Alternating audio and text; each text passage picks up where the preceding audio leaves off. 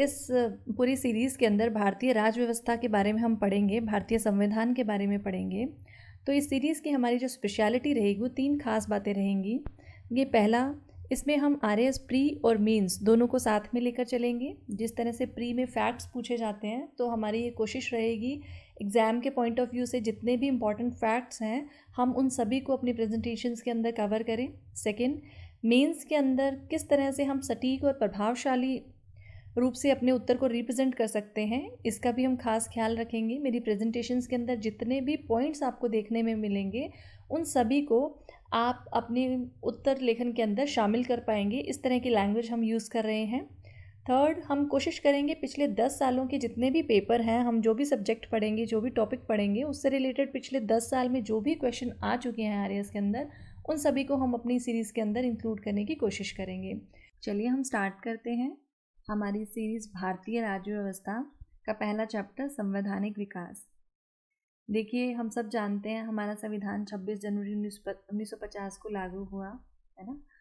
आज हमारा संविधान जिस स्वरूप के अंदर है वो इस स्वरूप के अंदर कैसे पहुंचा, इसके पीछे एक लंबा इतिहास रहा है। ब्रिटिश भारत के अंदर बहुत सारे अधिनियम आए, फिर उन अधिनियमों में जो कमियां थी धीरे धीरे उनमें सुधार किए जाते रहे और धीरे धीरे भारत शासन अधिनियम 1935 आया। और आज जो हमारा संविधान है उसका 2/3 भाग जो है भारत शासन अधिनियम 1935 से ही लिया गया है। अब पीछे के ऐसे कौन से अधिनियम थे जिनके प्रावधान आज के हमारे संविधान में भी लिए गए हैं, जिन्हें यूज़ किया जा रहा है, तो हम इस संविधान की जो पीछे का ऐतिहासिक हिस्ट्री है उसके ऊपर नज़र डालेंगे। हम प्री और मेंस दोनों को साथ में लेके चलेंगे। मैं फिर से रिपीट करती हूँ कि जिस तरह से प्री में फैक्ट्स पूछे जाते हैं, जो भी इम्पोर्टेंट प्री और मेंस के पॉइंट ऑफ व्यू से हैं, हम दोनों को साथ लेकर चलेंगे। संविधान के बारे में पढ़ने से पहले सबसे पहले ये जानना जरूरी है कि संविधान होता क्या है। देखिए, कोई भी देश है उसके शासन या प्रशासन को चलाने के लिए कुछ नियम, कुछ उपनियम बनाए जाते हैं जिसके आधार पर उस देश का शासन चलाया जाता है। तो उन्हीं नियम और उपनियम जो होते हैं उन्हीं के संग्रहण को, उन्हीं के कलेक्शन को संविधान कहा जाता है। अगर मान लीजिए हमसे 15 शब्दों में इसका सटीक आंसर पूछा जाता है तो हम लिख सकते हैं, किसी देश के शासन को सुचारू रूप से चलाने वाले नियमों और उपनियमों का संग्रह संविधान कहलाता है। देखिए, ब्रिटिश भारत के अंदर सबसे पहला अधिनियम जो आया था वो आया था रेगुलेटिंग एक्ट। अब देखिए, ये एक सोचने वाली बात है कि अंग्रेज भारत में करीबन 1612-13 के अंदर जहांगीर से परमिशन लेकर भारत में आ गए थे व्यापारिक उद्देश्य से। इतने सालों के बाद, करीबन 150 सालों से ऊपर हो चुके थे, अब ऐसी क्या ज़रूरत पड़ी कि उनको एक अधिनियम लाना पड़ा। देखिए, ये वो समय था, ब्रिटेन के दूसरे देशों के अंदर भी उपनिवेश थे। 1765 के आसपास अमेरिकन कॉलोनीज़ के अंदर ब्रिटेन को लेकर रिवोल्ट होने लगे, क्रांति होने लगी। तो अमेरिका के जो उपनिवेश थे ब्रिटेन के हाथों से निकलने लगे। इसी समय भारत में ईस्ट इंडिया कंपनी ने भारत में राजनीतिक हस्तक्षेप शुरू कर दिया था। 1757 में प्लासी का युद्ध हुआ, 1764 में बक्सर का युद्ध हुआ। इन दोनों युद्ध के बाद में भारत के बहुत बड़े प्रांत बंगाल, बिहार और उड़ीसा, इन 3 इतने बड़े प्रांतों का जो राजस्व था, जो लगान था, वो अंग्रेज़ों को मिलना शुरू हो गया। देखिए, डायरेक्टली जो है वो गद्दी पर नहीं बैठे थे, उन्होंने हथियाया नहीं था, क्योंकि ईस्ट इंडिया कंपनी भी कुछ नियमों में बंधी हुई थी। देखिए, ब्रिटेन से जब कोई भी व्यापारिक कंपनी किसी दूसरे देश में व्यापार करने के लिए जाती थी, तो उसे स्पष्ट रूप से कहा गया था कि वो वहाँ पर जाकर किसी भी क्षेत्र पर कब्जा नहीं कर सकती है, सिर्फ व्यापारिक उद्देश्य से जा सकती है। लेकिन परिस्थितियों को भांपकर ईस्ट इंडिया कंपनी ने मौके का फ़ायदा उठाया और यहाँ पर पॉलिटिकल इंटरफेरेंस स्टार्ट किया और राजस्व वसूलने का अधिकार ले लिया।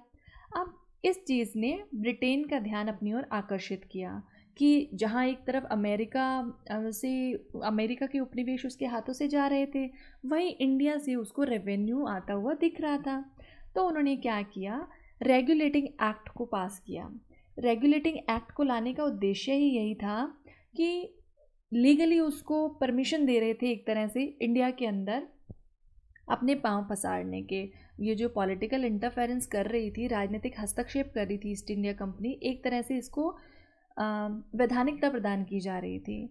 देखिए, जिस टाइम पे ये रेगुलेटिंग एक्ट आया उस टाइम पे ब्रिटेन के जो प्राइम मिनिस्टर थे वो थे लॉर्ड नॉर्थ कुक। उन्हीं के समय में बनकर ये रेगुलेटिंग एक्ट पास हुआ। रेगुलेटिंग एक्ट जो है वो 21 जून 1773 के अंदर पास हुआ। ये एक पहला सरकारी प्रयास था।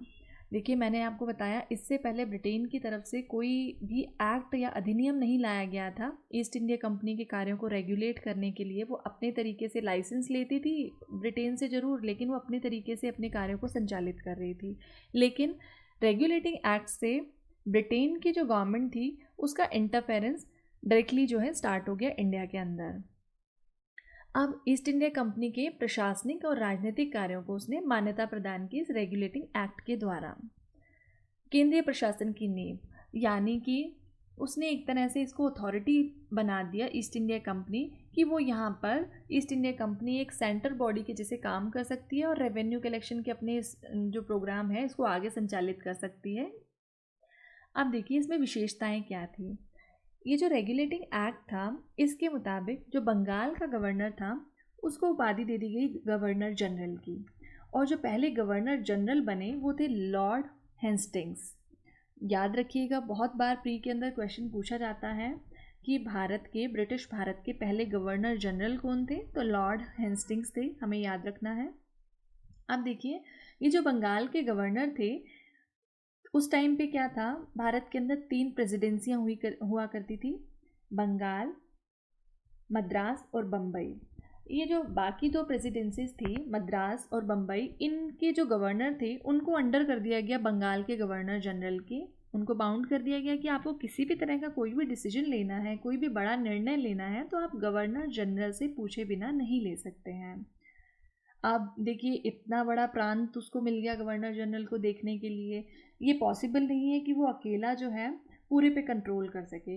इसलिए गवर्नर जनरल की सहायता के लिए एक कार्यकारी परिषद बनाई गई जिसे गवर्नर जनरल काउंसिल या गवर्नर जनरल की कार्यकारी परिषद कहा जाता था। इसमें 4 सदस्य थे, 5वें गवर्नर जनरल खुद हो ही जाते थे। देखिए, ये जो कार्यकारी परिषद थी ना, इसमें एक नियम बनाया गया कि कार्यकारी परिषद में जो भी निर्णय लिया जाएगा वो बहुमत के आधार पर लिया जाएगा। ऐसा नहीं है कि गवर्नर जनरल अपनी मन की चला सकता है, नहीं। इसमें 4 सदस्य हैं, 5वें गवर्नर जनरल हैं। इसमें ये सभी मिलकर बहुमत के आधार पर डिसीजन लेंगे।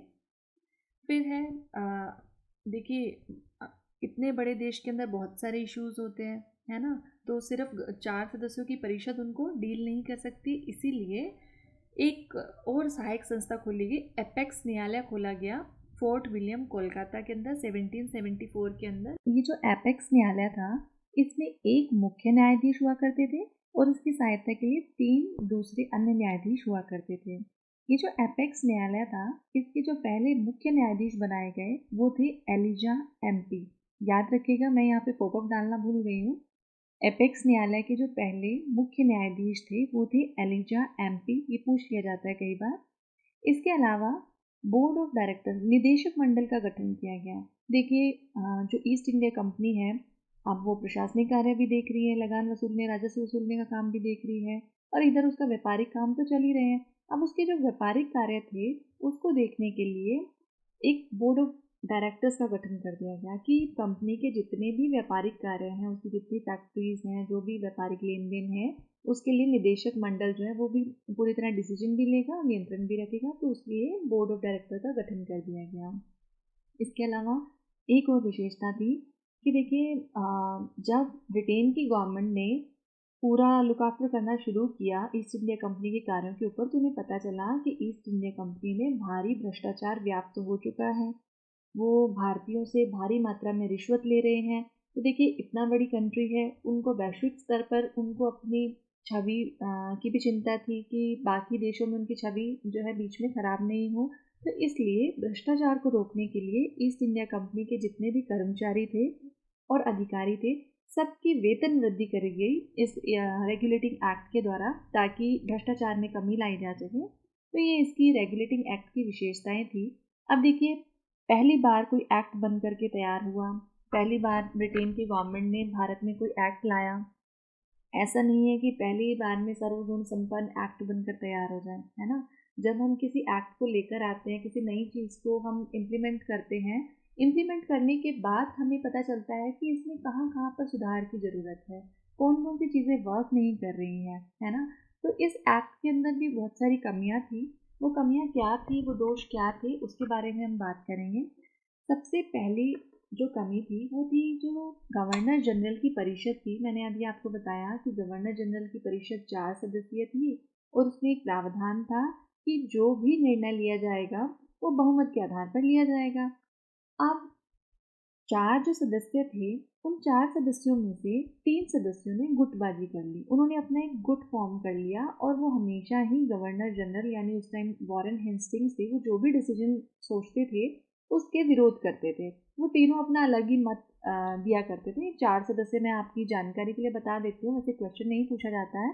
देखिए, जो पहली परिषद गठित हुई थी उसमें बॉरवेल, फ्रांसिस, क्लेवरिंग और मानसन, ये 4 जो है सदस्य थे। 5वें जो है लॉर्ड हेस्टिंग्स थे ही। इसमें से बॉरवेल जो है वो लॉर्ड हेस्टिंग को सपोर्ट करते थे। बाकी जो 3 थे, फ्रांसिस, क्लेवरिंग और मानसन, ये तीनों ने अपना एक गुट बना लिया था, जिसकी वजह से जो गवर्नर जनरल पद की जो महत्ता थी वही एक तरह से समाप्त हो गई थी, क्योंकि उसके डिसीजन, वो जो भी डिसीजन लेना चाह रहे होते थे उसको वो अपोज कर दिया करते थे तीनों, क्योंकि बहुमत के आधार पर डिसीजन होता था। तो लॉर्ड हेस्टिंग्स की चल नहीं पा रही थी। दूसरा जो इसका दोष था, हमने देखा था कि जो बंगाल के गवर्नर हैं उनको अधिकार दे दिया गया कि मुंबई और मद्रास के गवर्नर जो है उनके अंडर काम करेंगे। लेकिन क्या था, इस रेगुलेटिंग एक्ट के अंदर एक धारा जोड़ी गई थी, धारा 9। धारा 9 के अंदर क्या प्रावधान किया गया, अगर कोई विषम परिस्थितियां हैं, कोई संगीन परिस्थितियां हैं, तो उन परिस्थितियों के अंदर मुंबई और मद्रास प्रेसिडेंसी के जो गवर्नर हैं अपने विजडम से, अपनी बुद्धिमत्ता से डिसीजन ले सकते हैं। उनको गवर्नर जनरल से पूछना जो है अनिवार्य नहीं है।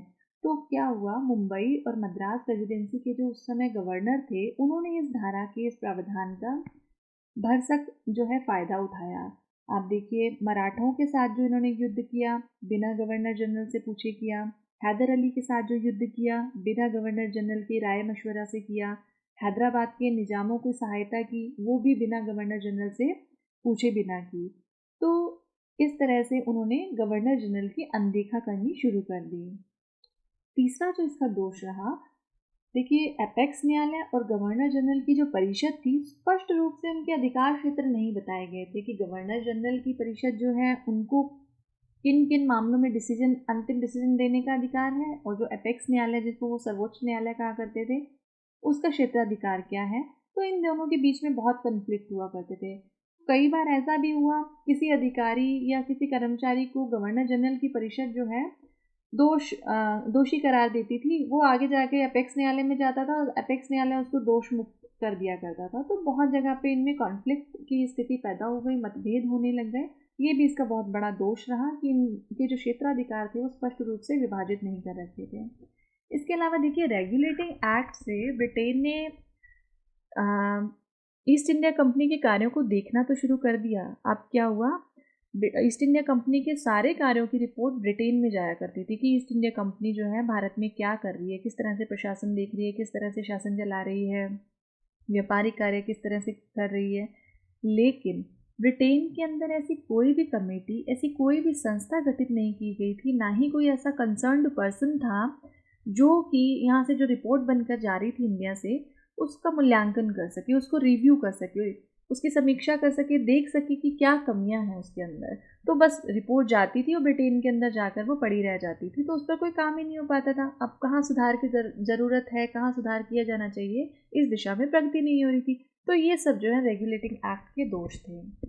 देखिए, रेगुलेटिंग एक्ट के बाद ज़्यादातर बुक्स के अंदर सीधा पिट्स इंडिया एक्ट जो है लिखा हुआ मिलता है, लेकिन इन दोनों के बीच में एक इम्पॉर्टेंट एक्ट और आया था 1801 के अंदर, 1781 के अंदर। वो एक्ट था एक्ट ऑफ सेटलमेंट।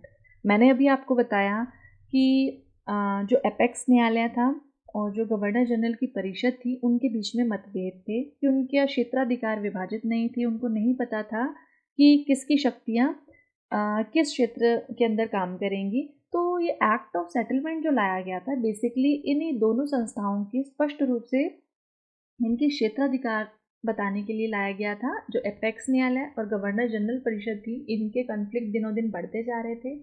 इसे दूर करने के लिए एक्ट ऑफ सेटलमेंट लाया गया, जिनमें स्पष्ट रूप से टू द पॉइंट पूरी बात लिख दी गई कि एपेक्स न्यायालय किन मामलों में अपना निर्णय देगा और गवर्नर जनरल की परिषद जो है किन मामलों को देखेगी। इसके बाद 1784 के अंदर आया पिट्स इंडिया अधिनियम। देखिए, उस समय ब्रिटेन के जो प्राइम मिनिस्टर थे वो थे पिट्स द यंगर। उन्हीं के नाम पर इस अधिनियम का नाम जो है पिट्स इंडिया एक्ट रखा गया। ये हर बुक के अंदर आपको एक लाइन जो है पर्टिकुलर देखने को मिलेगी। रेगुलेटिंग एक्ट के दोषों को दूर करने के लिए पिट्स इंडिया एक्ट लाया गया। अब देखिए, हमने अभी अभी रेगुलेटिंग एक्ट के दोष पढ़े हैं, है ना। उसमें से एक दोष तो एक्ट ऑफ सेटलमेंट ने दूर कर दिया कि एपेक्स न्यायालय और जो गवर्नर जनरल की परिषद थी उनके क्षेत्राधिकार का स्पष्ट विभाजन हो गया, तो एक जो दोष है वो दूर हो गया। इसके अलावा राजनीतिक और वाणिज्यिक कार्यों का पृथक्करण कर दिया गया। पिट्स इंडिया एक्ट ने राजनीतिक और वाणिज्यिक कार्यों का पृथक्करण कर दिया। उसने स्पष्ट रूप से बता दिया कि कौन से काम जो हैं वो ईस्ट इंडिया कंपनी के बोर्ड ऑफ डायरेक्टर करेंगे, है ना। उसके अलावा देखिए, यहाँ पर एक चीज़ मैं क्लियर करना चाहूँगी। बोर्ड ऑफ डायरेक्टर का जो गठन है वो रेगुलेटिंग एक्ट के टाइम पे हो चुका था और उसको स्पष्टली बता दिया गया था स्पष्ट रूप से कि आपको ईस्ट इंडिया कंपनी के व्यापारिक कार्य देखने हैं। अब बात आती है, व्यापारिक कार्य तो बोर्ड ऑफ डायरेक्टर्स देख लेंगे, लेकिन उसके राजनीतिक और जो प्रशासनिक शासन प्रशासन से संबंधित कार्य हैं उनको देखने के लिए भी तो कोई संस्था चाहिए, कोई ऐसी बॉडी चाहिए देखने के लिए जो उस कार्यों को देख सके। तो उसके लिए एक नियंत्रक मंडल यानी कि बोर्ड ऑफ कंट्रोल का गठन किया गया और इस नियंत्रक मंडल का गठन किया गया। ये जो है इसके सारे ही सैनिक और असैनिक या राजस्व से रिलेटेड, शासन प्रशासन से रिलेटेड जो भी काम होंगे, चाहे उन पे डिसीजन लेना है, चाहे उनको नियमन करना है, नियंत्रण करना है, तो वो सारे काम जो है बोर्ड ऑफ कंट्रोल यानी कि नियंत्रक मंडल देखेगा। इस नियंत्रक मंडल के द्वारा जो है एक तरह से जो ब्रिटिश गवर्नमेंट थी उन्होंने प्रत्यक्ष रूप से नियंत्रण कर लिया ईस्ट इंडिया कंपनी के ऊपर। ये चार्टर अधिनियम पढ़ने से पहले मैं कुछ चीज़ें हैं इसके अंदर ऐड और करना चाहूँगी। देखिए, हमने ये देखा था कि एक बड़ा दोष ईस्ट इंडिया कंपनी का ये था कि बम्बई और मद्रास के जो गवर्नर थे वो गवर्नर जनरल की बातों को अनदेखा कर रहे थे, उनसे डिसीजन लेने से पहले उनसे पूछा नहीं करते थे। तो पिट्स इंडिया एक्ट में ये भी एक प्रावधान किया गया, उन मद्रास और बम्बई के जो गवर्नर थे उनको बाउंड कर दिया गया गवर्नर जनरल की से परमिशन लेने के लिए। पहले मैंने आपको बताया कि धारा 9 की वजह से वो एडवांटेज ले रहे थे धारा 9 का, कि कोई भी डिसीजन लेना होता था वो कह देते थे जी विषम परिस्थितियाँ थी इसलिए हमने डिसीजन लिया। लेकिन पिट्स इंडिया एक्ट के अंदर इस धारा 9 में कुछ कठोर प्रावधान और जोड़ दिए गए कि अगर आप धारा 9 के तहत कोई डिसीजन ले रहे हैं तो आपको प्रॉपर जस्टिफिकेशन दिया जाएगा। अगर आप उस चीज़ को जस्टिफाई नहीं कर पाते हैं कि आपने बिना गवर्नर जनरल से पूछे हुए कोई बड़ा डिसीजन कैसे लिया, तो सख्त कार्रवाई की जा सकती है। तो एक तरह से मद्रास और बम्बई के जो गवर्नर थे उनको बाउंड कर दिया गया गवर्नर जनरल की से परमिशन लेने के लिए। उसके अलावा गवर्नर जनरल के जो निर्णय थे वो सर्वमान्य कर दिए गए, यानी कि जो परिषद के जो सदस्य थे, मैंने आपको बताया बहुमत के आधार पर, पहले ये था कि बहुमत के आधार पर ही कोई निर्णय लिया जाएगा, लेकिन अब वहाँ पर कर दिया गया कि गवर्नर जनरल से जो निर्णय वो सर्वमान्य से लिए जाएंगे। गवर्नर जनरल के निर्णय को आपको मानना होगा, बाकी के जो सदस्य हैं उनसे विचार विमर्श किया जाएगा।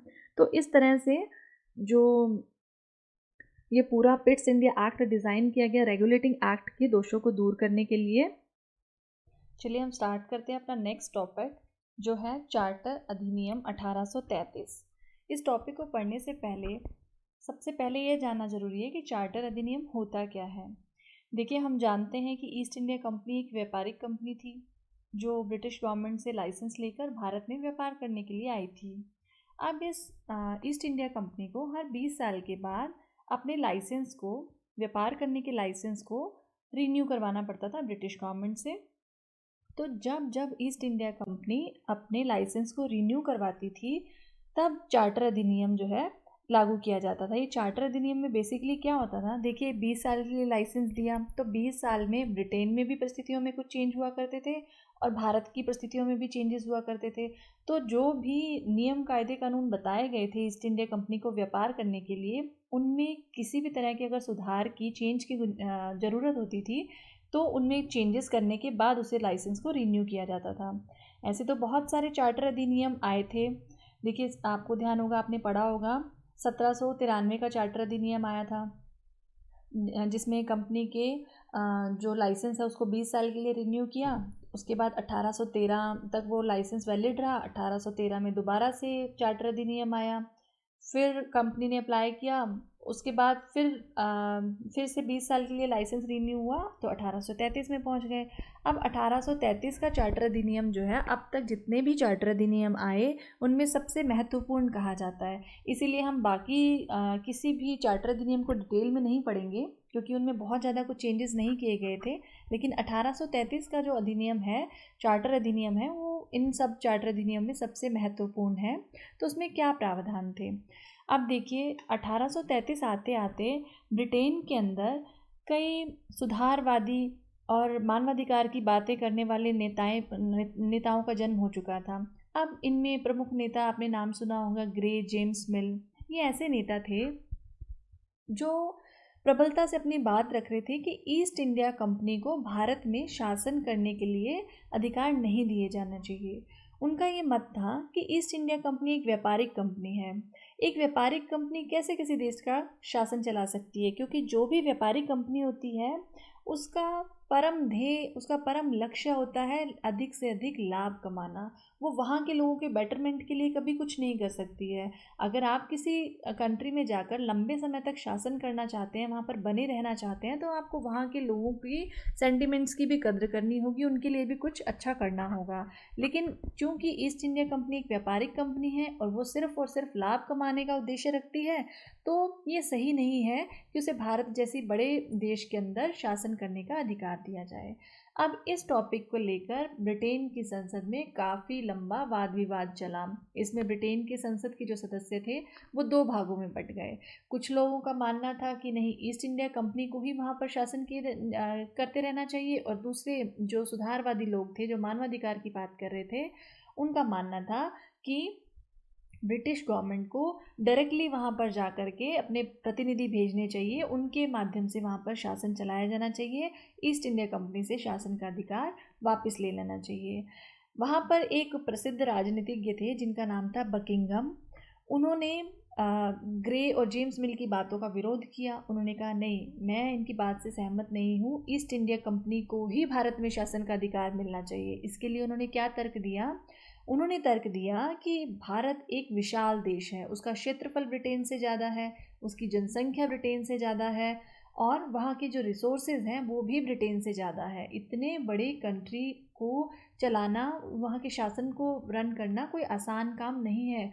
हम ब्रिटेन की संसद में बैठे हुए लोग या हमारे ब्रिटेन की जो जनता है वो क्या जानती है भारत के कल्चर के बारे में, रीति रिवाजों के बारे में, वहाँ के जो लोग हैं कैसी मानसिकता के लोग हैं, उनके किस तरह का कल्चर है, हम कुछ नहीं जानते उनके बारे में। वहीं ईस्ट इंडिया कंपनी को भारत में व्यापार करते हुए 200 साल से ज़्यादा हो चुके हैं।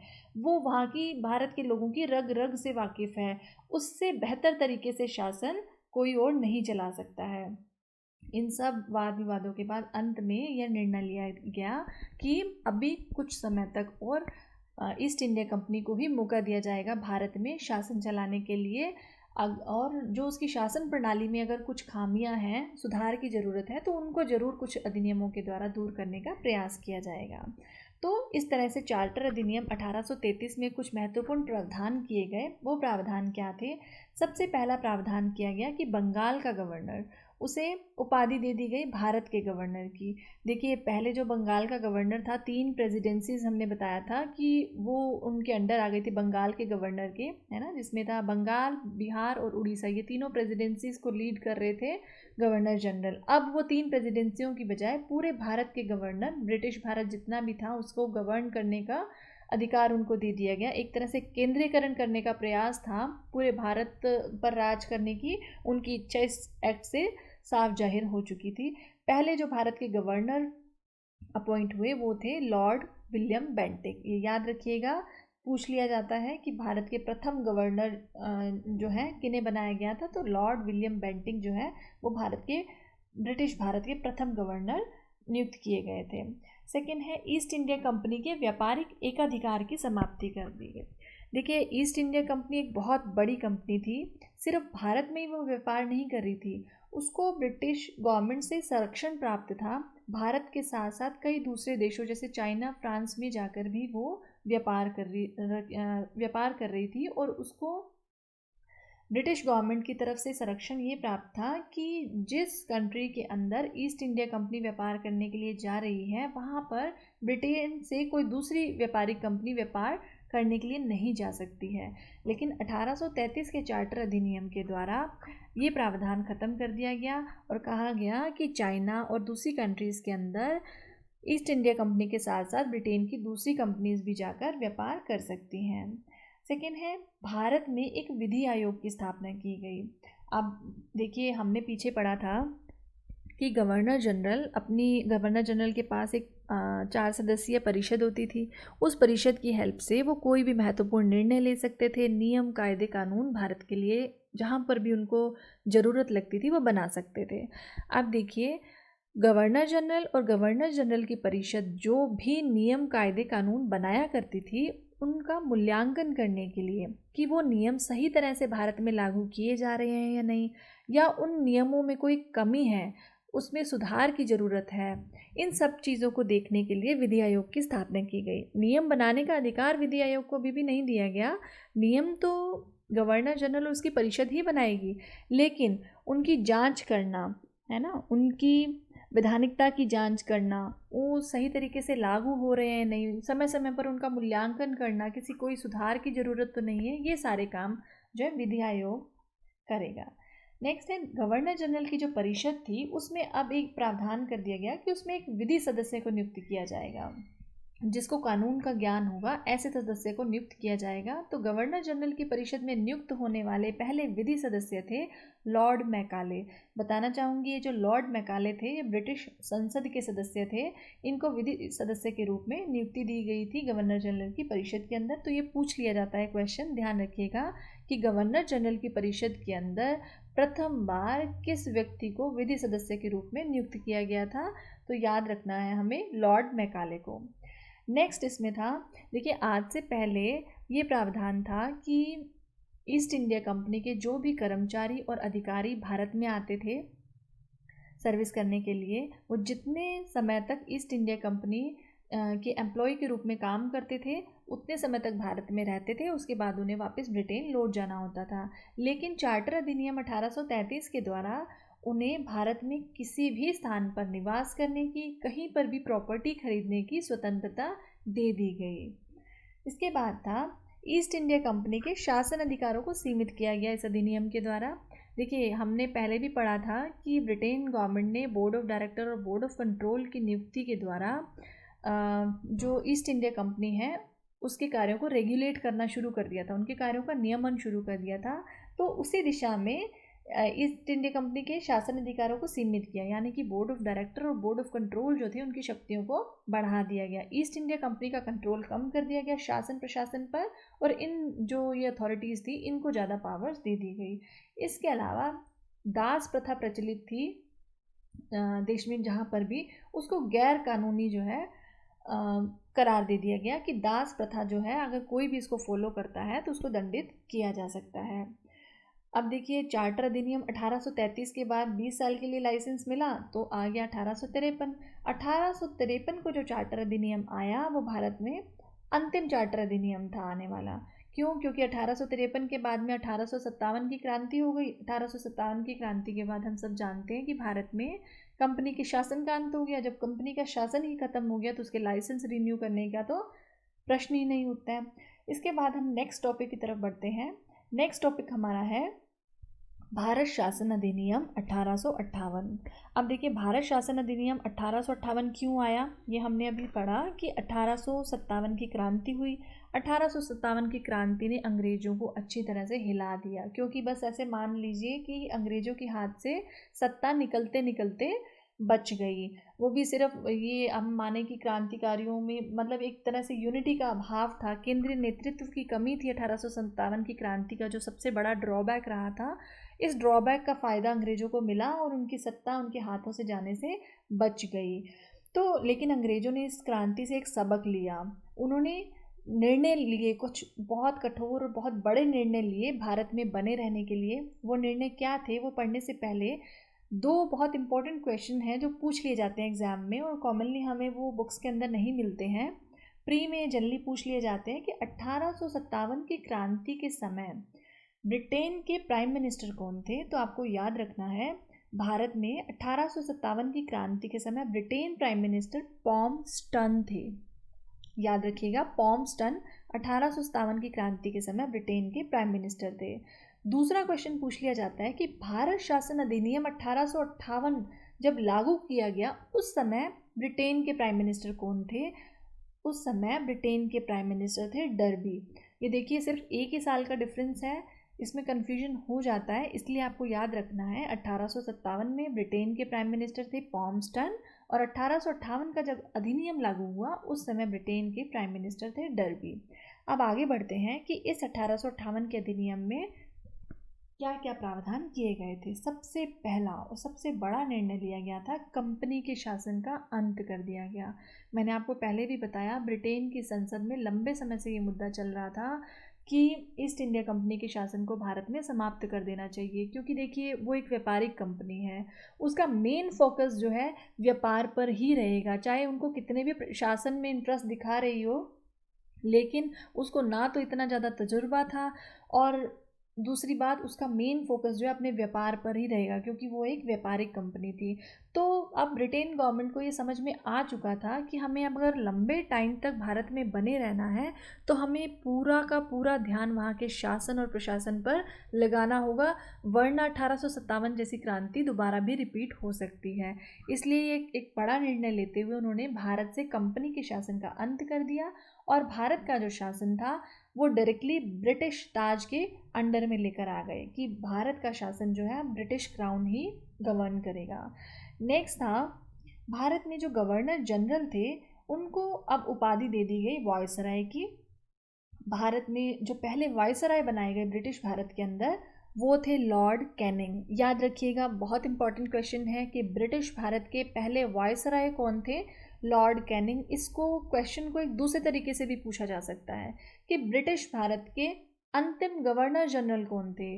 अंतिम गवर्नर जनरल भी लॉर्ड कैनिंग थे, क्योंकि उन्हीं को उपाधि दी गई थी वायसराय की। तो दो तरह से ये क्वेश्चन पूछा जा सकता है। पहला, ब्रिटिश भारत के अंतिम गवर्नर जनरल कौन थे, that is Lord Canning. Again, British Bharat के पहले वायसराय कौन थे, वो भी थे लॉर्ड कैनिंग। तो ये हमें अच्छे से याद रखना है। आगे बढ़ते हैं। अब देखिए, ईस्ट इंडिया कंपनी को जब यहाँ से रवाना कर दिया, अब कोई तो चाहिए भारत के शासन को चलाने के लिए। तो भारत के शासन को सुचारू रूप से चलाने के लिए ब्रिटिश गवर्नमेंट ने एक 15 सदस्यीय भारत परिषद का गठन किया। उसके साथ ही जो यहाँ पर बोर्ड ऑफ डायरेक्टर और बोर्ड ऑफ कंट्रोल थे उनको समाप्त कर दिया, क्योंकि बोर्ड ऑफ डायरेक्टर और बोर्ड ऑफ कंट्रोल का गठन जो है ना ईस्ट इंडिया कंपनी के अंदर ही किया गया था कि ईस्ट इंडिया कंपनी के व्यापारिक और प्रशासनिक कार्यों को सेपरेट करने के लिए इन दोनों संस्थाओं की स्थापना की गई थी। जब ईस्ट इंडिया कंपनी का अस्तित्व ही समाप्त हो गया तो उसके साथ ही उन्होंने बोर्ड ऑफ डायरेक्टर और बोर्ड ऑफ कंट्रोल को भी समाप्त करने का निर्णय लिया। नेक्स्ट था, भारत सचिव के पद का सृजन किया। अब देखिए, यहाँ खास बात ये है कि भारत सचिव के पद पर किसकी नियुक्ति की जाएगी, तो इसके लिए एक स्पेशल प्रावधान था कि केवल उसी व्यक्ति को भारत सचिव के पद पर नियुक्त किया जाएगा जो ब्रिटिश संसद का प्रतिनिधि होगा। यानी ब्रिटिश संसद में बैठने वाला नेता ही, ब्रिटिश संसद का प्रतिनिधि ही, कोई प्रतिनिधि ही भारत सचिव के पद पर अपॉइंट किया जाएगा। यहाँ पर एक और इम्पॉर्टेंट फैक्ट आपको बताना चाहूँगी। देखिए, ये जो भारत परिषद थी और भारत सचिव थे, भले ही इन दोनों में ब्रिटेन की गवर्नमेंट के सदस्य थे, ब्रिटेन के सदस्य थे, लेकिन उनको जो वेतन दिया जाता था वो भारत की संचित निधि से दिया जाता था, जिसका आगे चलकर भारतीयों के द्वारा बहुत विरोध भी किया गया था। इसके बारे में हम आगे की स्लाइड्स में देखेंगे। आगे बढ़ते हैं हम। नेक्स्ट टॉपिक हमारा है भारत परिषद अधिनियम 1861। अब देखिए, 1858 में तो अधिनियम लेकर आई थी ब्रिटिश गवर्नमेंट, अब 3 साल में ऐसा क्या हो गया कि उनको दोबारा से अधिनियम लाना पड़ा, भारत परिषद अधिनियम 1861। देखिए 1858 से पहले ईस्ट इंडिया कंपनी भारत में शासन कर रही थी। ये पहला मौका था जब ब्रिटिश गवर्नमेंट पूर्णतः आकर भारत में शासन के लिए आगे आई थी। लेकिन देखिए 3 साल के अंदर उन्होंने बहुत सारी चीज़ें ऑब्ज़र्व की। उन्होंने देखा 1857 की क्रांति का प्रभाव जो है वो कम होने का नाम नहीं ले रहा था। ये 1857 की क्रांति को उन्होंने दबा लिया।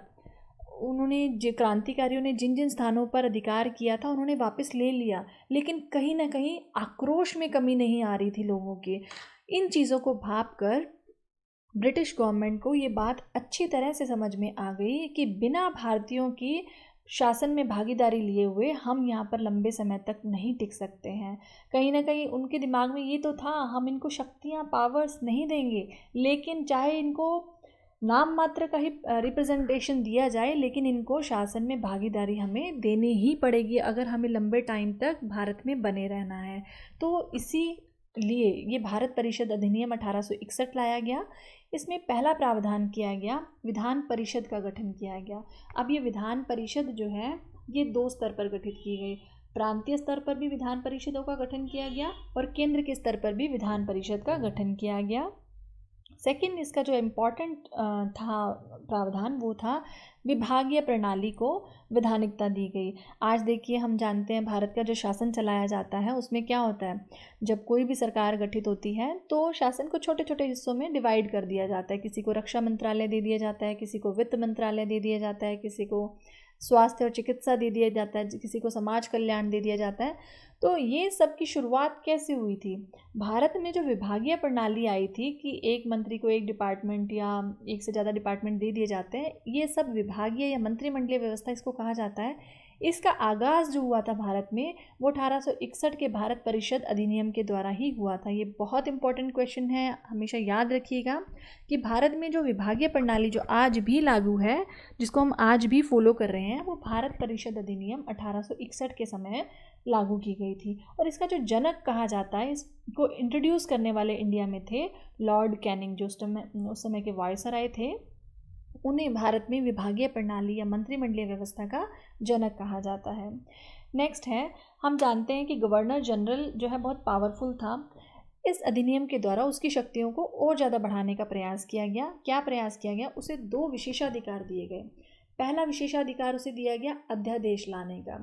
देखिए हम जानते हैं कि कोई भी निर्णय होता था वो विधान परिषद में विचार विमर्श करके लिया जाता था, लेकिन गवर्नर जनरल को ये विशेषाधिकार दिया गया, अगर कोई ऐसा टॉपिक है उसको लगता है कि नहीं इस पर अध्यादेश लाया जाना चाहिए, तो वह बिना विधान परिषद की अनुमति के, बिना उसके विचार विमर्श के कोई भी अध्यादेश ला सकता था, उसे लागू कर सकता था। दूसरा, उसको विशेषाधिकार दिया गया, वीटो की शक्ति उसको दी गई।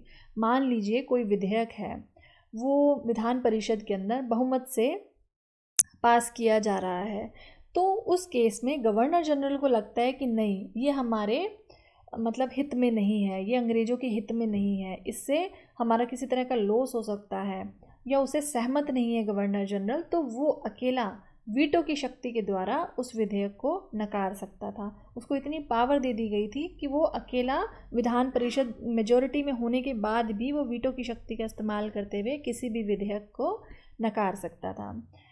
नेक्स्ट था भारतीय परिषद अधिनियम के द्वारा ही भारत में पहली बार उच्च न्यायालय की स्थापना की गई। उच्च न्यायालय की स्थापना 3 जगहों पर एक साथ की गई थी, कोलकाता में, बम्बई में और मद्रास में। ये भी बहुत इंपॉर्टेंट है, याद रखना है आपको। भारत में उच्च न्यायालयों की स्थापना पहली बार किस अधिनियम के द्वारा की गई थी? तो हमें याद रखना है भारत परिषद अधिनियम 1861 के द्वारा पहली बार भारत में उच्च न्यायालय की स्थापना की गई थी। अब बढ़ते हैं भारत परिषद अधिनियम 1892। अब देखिए अभी हमने पढ़ा 1861 का अधिनियम, उसके बाद काफ़ी टाइम सुख शांति से निकल गया, भारत में कोई अधिनियम लाने की ज़रूरत नहीं पड़ी। उसके बाद सीधा आते हैं 1892 में। अब ये भी प्रश्न तो उठता है, अब 1892 में भी अधिनियम क्यों लाया गया? इसकी भी थोड़ी हम पृष्ठभूमि देखते हैं, ऐतिहासिक पृष्ठभूमि, कि क्या कारण रहे होंगे कि अंग्रेज़ों को 1892 के अंदर एक और अधिनियम लाना पड़ा। देखिए हम सब जानते हैं 1885 के अंदर कांग्रेस का गठन हुआ। 1891 के आते आते कांग्रेस जो है भारत में अपनी एक मजबूत पकड़ बना चुकी थी। 6 साल के अंदर उसने अच्छी जड़ें जमा ली थी, लोगों का विश्वास उनके साथ आने लग गया था, है ना। उस समय क्या था, कांग्रेस अपने अधिकारों की बात करने लगी थी, भारतीयों के अधिकारों की बात करने लगी थी कि हम मानते हैं आप हमारे ऊपर राज कर रहे हैं, लेकिन हमारे भी कुछ अधिकार हैं। आप हमसे इतना रेवेन्यू कलेक्ट कर रहे हैं, आप इतने हमसे लाभ ले रहे हैं, तो बदले में हमारे अधिकारों की रक्षा करना भी अंग्रेज़ों का दायित्व है।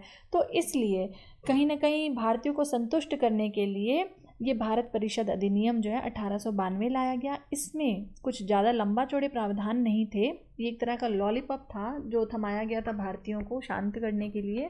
परोक्ष निर्वाचन पद्धति का शुरुआत की गई, यानी कि प्रत्यक्ष निर्वाचन पद्धति नहीं थी कि सबको वोट देने का अधिकार दे दिया। परोक्ष का मतलब है अप्रत्यक्ष रूप से निर्वाचन पद्धति का शुरुआत की गई। कुछ बड़े जिम्मेदार लोगों को या बहुत बड़ी जिनकी सैलरीज होती थी उनको किसी को वोट देने का अधिकार दे दिया गया।